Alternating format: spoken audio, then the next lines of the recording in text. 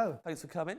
No worries. I imagine you've got quite a wide variety of music. Is that right? Or is there something that's like dominates it quite a lot? Yeah, there is a wide variety on there. A lot of there's a lot of country on there, which is probably strange for a guy my age living in the UK. But I love country music and like sort of like rock bands, singer-songwriters. Let's see what your first song is. Yeah. It might be country straight away, or it might have something completely out of left field. So let's see, track one.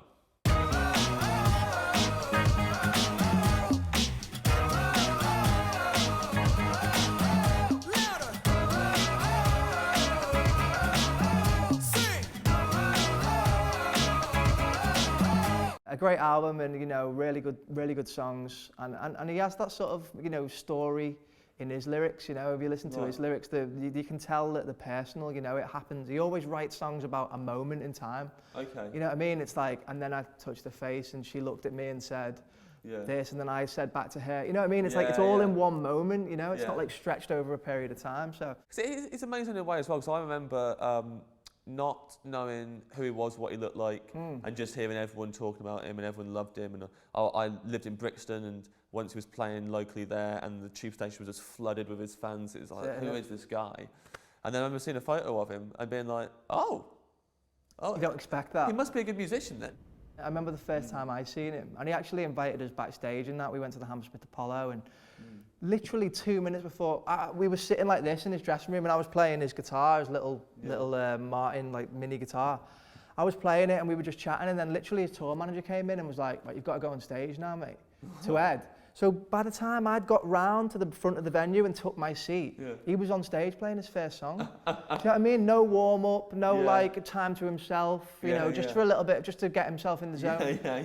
Just beer in hand on stage, played in front of, you know, 6,000 people screaming his name, and then after the show again, just the same, just sitting there with a beer. Just the most normal dude ever, but just smashed it. You know what I mean? So you'd have felt quite bad if you walked around, sat down, he kept on making mistakes, going, "Andy." Getting in my zone before I went on. Snapped his string right before he went on, like. Yeah, it's Lawson's fault. Cool. Next, see what the next one is. Cool. Gotta slow up, gotta shake this high. Gotta take a minute just to ease my mind. 'Cause if I don't work, then I get caught out, and I'll be falling all the way down. You've got to get on this album because this guy's really cool. Sort of like Luther Vandross, you know, like. Amazing soul meets like Seal sort of vibe, you know. So yeah, really cool, and it's the FIFA song, you know what I mean.